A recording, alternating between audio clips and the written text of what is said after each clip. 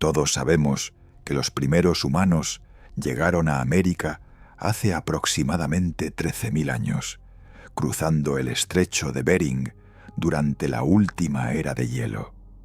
Es un hecho histórico establecido, respaldado por décadas de investigación arqueológica. Pero, ¿qué pasaría si te dijera que en el año 2021 científicos descubrieron huellas humanas en Nuevo México que tienen 23.000 años de antigüedad? No 13.000, 23.000, 10.000 años antes de lo que creíamos posible. Y eso no es lo más perturbador. Estas huellas están junto a las marcas de mamuts y perezosos gigantes, criaturas que caminaban la tierra en una época en la que, según todo lo que nos enseñaron, los humanos no deberían estar ahí. Las huellas fueron encontradas en White Sands, un antiguo lecho de lago que se secó hace miles de años. Cuando los arqueólogos comenzaron a examinar el sitio, sus mandíbulas cayeron. Allí, perfectamente preservadas en el sedimento endurecido, había docenas de pisadas humanas, incluyendo las de niños y adolescentes. La datación por radiocarbono de las semillas incrustadas en las capas de sedimento confirmó lo imposible. Estas huellas tienen entre 21 y 23.000 años. Eso significa que los humanos no solo llegaron a América mucho antes de lo que pensábamos, sino que coexistieron con megafauna, que supuestamente se extinguió antes de que llegáramos. No tiene sentido, ¿verdad? Pero las huellas están ahí, tangibles, innegables, desafiando cada libro de texto de historia que alguna vez leíste. Y antes de continuar, déjame saber en los comentarios desde dónde nos estás viendo. Me encantaría saber qué parte del mundo está descubriendo estos misterios conmigo. Ahora, si esto ya te ha hecho cuestionar todo lo que sabías sobre la historia humana, prepárate, porque lo siguiente es aún más inquietante. En 1930 y Acore, en un pequeño pueblo de Texas llamado London, una familia caminaba por un sendero rocoso después de una tormenta cuando notaron algo extraño sobresaliendo de una formación de piedra. Era un trozo de madera antigua, pero lo que llamó su atención fue que parecía estar incrustado en la roca sólida. Cavaron alrededor y extrajeron lo que parecía ser un martillo oxidado, con su mango de madera todavía intacto, completamente encerrado en una concreción de roca sedimentaria. Un martillo atrapado en piedra. Y aquí es donde la historia se vuelve absolutamente desconcertante. Cuando los geólogos analizaron la roca que rodeaba el martillo, descubrieron que pertenecía a la formación Cretácica, lo que significa que tiene al menos 100 millones de años de antigüedad. Algunos estudios sugieren que podría ser incluso más antigua, hasta 400 millones de años. Ahora detente un segundo y procesa eso. Los humanos modernos, el Homo sapiens, solo hemos existido durante aproximadamente 300.000 años. Las primeras herramientas de metal que conocemos datan de hace apenas unos pocos miles de años. Entonces, ¿cómo es posible que un martillo de metal esté incrustado en roca de 100 millones de años? Pero espera, porque se pone más extraño. Cuando analizaron la composición del metal de la cabeza del martillo, encontraron que estaba hecho de un 96.6% de hierro, 2.6% de cloro y 0.70% de azufre. Esta combinación es extremadamente inusual. El hierro de esa pureza no se corroe fácilmente y, de hecho, después de más de 80 años desde su descubrimiento, la cabeza del martillo muestra una oxidación mínima. Ninguna civilización antigua conocida podría haber creado hierro de esta pureza. Incluso hoy, Producir hierro con tan pocas impurezas requiere técnicas industriales avanzadas. Y sin embargo, aquí está, sellado en roca de millones de años, desafiando cada explicación lógica. Los escépticos, por supuesto, tienen sus teorías. Algunos argumentan que el martillo no está realmente incrustado en la roca antigua, sino que quedó atrapado en una concreción de carbonato de calcio que se formó rápidamente alrededor de él en tiempos modernos. Pero esta explicación no aborda la pureza del metal ni la datación de la formación rocosa. Otros sugieren que es un engaño elaborado, pero los análisis científicos del objeto han sido revisados por múltiples laboratorios y la evidencia física persiste. El martillo existe, está ahí, y nadie puede explicar completamente cómo llegó a estar donde está. Entonces, ¿qué significa esto? Significa que hay un martillo de metal, fabricado con una pureza que no deberíamos poder alcanzar sin tecnología moderna, atrapado en roca que tiene millones de años.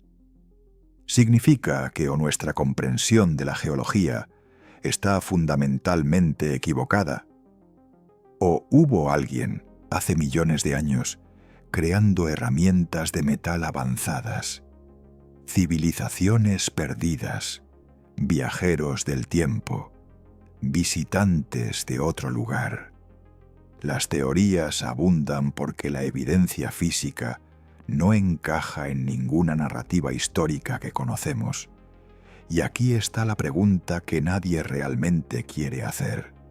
Si estos dos descubrimientos, las huellas de White Sands y el martillo de London, desafían tan brutalmente nuestras líneas temporales establecidas, ¿qué más está ahí afuera esperando ser descubierto? ¿Qué otros artefactos imposibles están enterrados bajo nuestros pies, silenciosos, esperando el momento adecuado para destrozar todo lo que creemos saber sobre nuestro pasado? Si este tipo de misterios te fascinan tanto como a mí, no olvides suscribirte a Vestigios Ocultos, porque apenas estamos comenzando a desentrañar los secretos que la historia oficial prefiere ignorar. Las huellas de White Sands permanecen como un enigma. El martillo sigue en su vitrina, oxidándose apenas, burlándose silenciosamente de nuestras explicaciones. Y nosotros seguimos aquí, con más preguntas que respuestas, mirando fijamente a la evidencia y preguntándonos quiénes éramos realmente y qué hemos olvidado. Imagina que eres un buceador de esponjas en el año 1901, explorando los restos de un naufragio antiguo frente a la costa de la isla griega de Anticitera. Buscas tesoros, estatuas, ánforas, las cosas típicas que encuentras en barcos romanos hundidos. Pero entonces, entre los escombros cubiertos de algas, encuentras algo que no debería estar ahí. Un bulto oxidado de bronce y madera podrida, cubierto de incrustaciones marinas, tan corroído que apenas parece interesante. Lo llevas a la superficie. Los arqueólogos lo limpian. Y cuando finalmente logran ver lo que hay dentro, se quedan completamente paralizados. Porque lo que acabas de descubrir es una computadora astronómica, del año 80 a.C. El mecanismo de Anticitera, como se le conoce ahora, es sin duda alguna uno de los objetos más desconcertantes jamás recuperados del mundo antiguo. Cuando los investigadores comenzaron a examinar sus engranajes internos usando rayos X y tomografías computarizadas, descubrieron algo que los dejó sin aliento. El dispositivo contiene al menos 30 engranajes de bronce entrelazados con una precisión asombrosa, diseñados para calcular y predecir las posiciones del Sol, la Luna y los planetas, así como los eclipses solares y lunares. Tiene diales que muestran el calendario metónico, un ciclo de 19 años, utilizado para sincronizar los años solares y lunares. Tiene inscripciones que describen fenómenos astronómicos. Es, en pocas palabras, una calculadora analógica de una complejidad que la humanidad no volvería a alcanzar hasta la invención de los relojes astronómicos medievales, 1700 años después. Pero aquí está lo verdaderamente perturbador. Los griegos del 80 a.C. no tenían la tecnología para crear algo así. O al menos eso es lo que nos enseñaron. No existe ningún registro histórico de dispositivos mecánicos de esta complejidad en la antigua Grecia. Ningún texto, ningún diagrama, ninguna mención de máquinas con engranajes diferenciales y mecanismos epicíclicos. Y sin embargo, aquí está, rescatado del fondo del mar, con sus pequeños dientes de engranaje perfectamente formados, sus inscripciones meticulosamente grabadas, funcionando con una precisión que haría que algunos relojeros modernos sintieran envidia. Los científicos que lo estudiaron admitieron abiertamente que si no lo hubieran visto con sus propios ojos, jamás habrían creído que existiera. Entonces, ¿quién lo construyó? ¿Cómo lo construyeron? Y quizás la pregunta más inquietante de todas, ¿qué más crearon que se ha perdido en el tiempo? Porque si los antiguos griegos podían fabricar una computadora astronómica hace 2000 años, ¿qué otros dispositivos, qué otras tecnologías poseían que nunca recuperaremos? El mecanismo de Anticitera no debería existir. Desafía todo lo que creemos saber sobre la capacidad tecnológica del mundo antiguo. Y permanece ahí, en el Museo Arqueológico Nacional de Atenas, como un recordatorio silencioso de que nuestra historia está llena de agujeros que preferimos ignorar.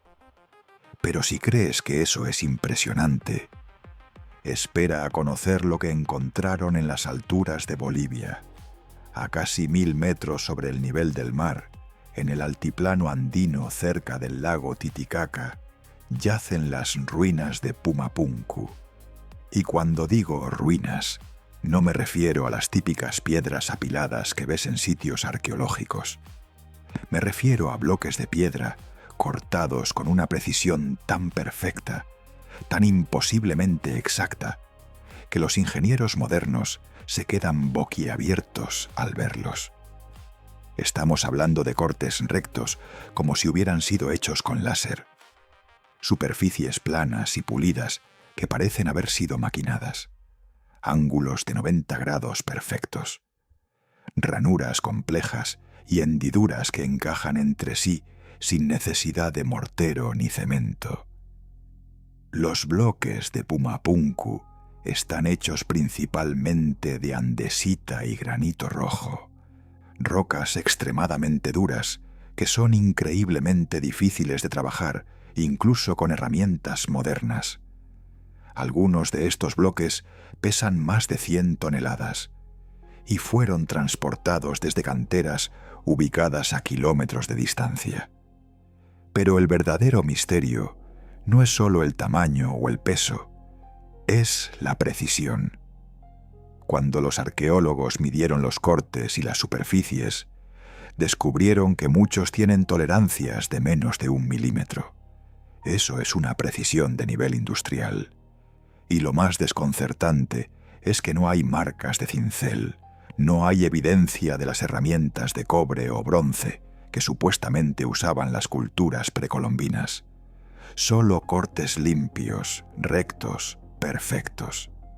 Algunos bloques tienen perforaciones perfectamente cilíndricas que atraviesan la piedra con una uniformidad que sugiere el uso de taladros de alta velocidad. Otros tienen ranuras en forma de H, que parecen haber sido diseñadas para encajar con otros bloques mediante un sistema modular de construcción. Es como si alguien hubiera utilizado tecnología de fresado y corte por control numérico hace más de 1000 años. Los escépticos Argumentan que los constructores de Pumapunku usaron técnicas de martilleo y abrasión con herramientas de piedra más dura. Pero cuando los ingenieros modernos intentaron replicar estos cortes usando solo herramientas antiguas, fracasaron miserablemente. La precisión simplemente no se puede lograr sin maquinaria avanzada. Y aquí está la pregunta que te obliga a reconsiderarlo todo. Si las culturas antiguas de Bolivia no tenían acceso a tecnología moderna, ¿cómo lograron esto? Algunos teóricos sugieren una posibilidad alucinante, que Pumapunku no fue construido por las culturas que conocemos, sino por una civilización perdida mucho más avanzada, una que existió antes del diluvio, antes de que la historia tal como la conocemos comenzara. Otros van más lejos y sugieren que la precisión es evidencia de intervención extraterrestre, de visitantes que dejaron su marca en piedra como un mensaje codificado para las generaciones futuras. Lo que sabemos con certeza es esto: Pumapunku existe. Está ahí, en las montañas de Bolivia, desafiando cada explicación convencional. Los bloques siguen encajando con precisión milimétrica. Las superficies siguen siendo planas como espejos. Y nadie, absolutamente nadie, puede explicar de manera satisfactoria cómo se hizo sin tecnología avanzada. El mecanismo de Anticitera y los muros de Pumapunku comparten algo en común.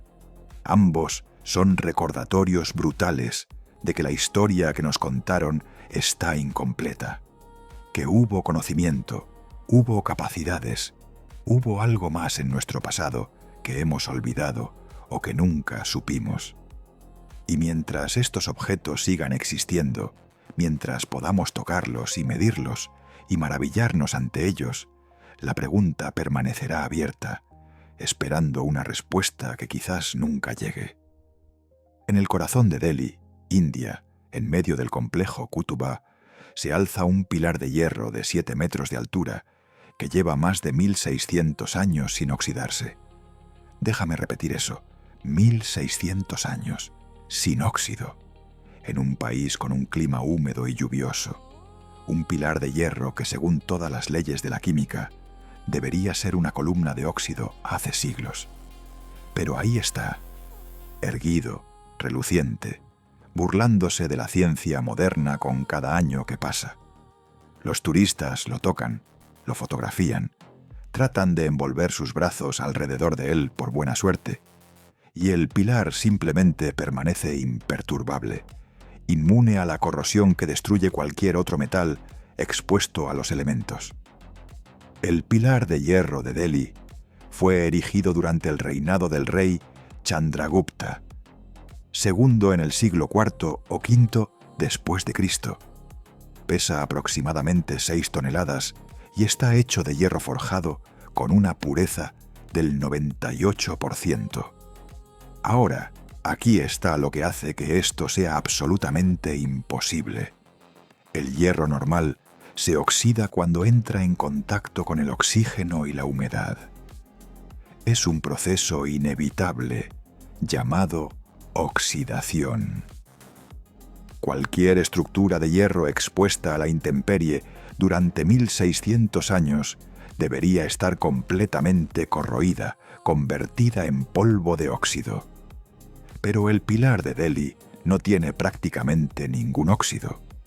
Los científicos han estudiado este objeto durante décadas, tratando de entender cómo es posible, y las respuestas que han encontrado son tan desconcertantes como el pilar mismo. Los análisis metalúrgicos revelaron que el hierro contiene altos niveles de fósforo, aproximadamente un 1%, lo cual es inusual. Este fósforo, según algunos investigadores, forma una capa protectora delgada de un compuesto llamado misaguita, que protege el metal de la oxidación. Suena razonable, ¿verdad? Excepto que esta explicación no aborda completamente el misterio. Porque para que esa capa protectora se forme y se mantenga durante 1600 años sin fallar nunca, sin agrietarse, sin permitir que la humedad penetre, requiere condiciones casi perfectas y una composición metalúrgica que los herreros del siglo IV no deberían haber podido lograr. Además, réplicas modernas del pilar que utilizan la misma composición de fósforo no han demostrado la misma resistencia a la corrosión a largo plazo. El original sigue siendo único. Entonces, ¿cómo lo hicieron? Como una civilización de hace 1600 años, sin hornos industriales, sin procesos de refinación avanzados, sin conocimiento de la química moderna, creó un pilar de hierro que supera en durabilidad a cualquier estructura de acero que construimos hoy. Algunos teóricos sugieren que los antiguos herreros indios poseían conocimientos metalúrgicos secretos que se han perdido con el tiempo, técnicas transmitidas de maestro a aprendiz que nunca se registraron por escrito. Otros van más lejos y plantean la posibilidad de que el pilar sea un remanente de una civilización mucho más antigua y avanzada, una que existió antes de los registros históricos conocidos. Sea cual sea la verdad, el pilar sigue ahí, en Delhi, sin oxidarse, sin explicación completa, desafiando todo lo que creemos saber sobre la metalurgia antigua. Pero si crees que un pilar de hierro inoxidable es extraño, prepárate para conocer la copa Licurgo. En el año 1958, el Museo Británico adquirió una copa de vidrio romana que data del siglo IV después de Cristo. A primera vista, parece una hermosa pieza de arte antiguo, decorada con una escena del rey Licurgo atrapado en una vid. Pero cuando los conservadores del museo la examinaron bajo diferentes condiciones de iluminación, algo absolutamente extraordinario sucedió. Bajo luz natural, la copa tiene un color verde jade opaco. Pero cuando se ilumina desde adentro, cuando la luz pasa a través del vidrio, la copa se transforma en un rojo rubí brillante, como si estuviera hecha de un material completamente diferente. Es un efecto visual tan impactante, tan imposible, que los científicos tardaron décadas en entender cómo funcionaba. Cuando finalmente analizaron la composición del vidrio usando microscopios electrónicos, descubrieron algo que los dejó sin aliento. El vidrio contiene nanopartículas de oro y plata, fragmentos microscópicos de metal que miden solo unos 50 nanómetros de diámetro. Estas partículas están dispersas uniformemente por todo el vidrio en concentraciones extremadamente precisas. Cuando la luz pasa a través del vidrio, interactúa con estas nanopartículas de una manera que los físicos llaman resonancia de plasmón superficial, un fenómeno que cambia el color de la luz dependiendo de cómo la observas. Es, en esencia, nanotecnología. Hace 2000 años, los romanos del siglo IV crearon un objeto que utiliza principios de óptica cuántica que no entenderíamos completamente hasta el siglo XXI. Y aquí está lo verdaderamente inquietante. Los artesanos romanos no solo crearon este efecto una vez por accidente, lo controlaron, lo perfeccionaron. La concentración de nanopartículas, el tamaño exacto de los fragmentos de oro y plata, la distribución uniforme a través del vidrio, todo esto requiere un nivel de precisión y conocimiento que no deberíamos atribuir a una civilización sin microscopios, sin química moderna, sin la más mínima comprensión de la física de partículas.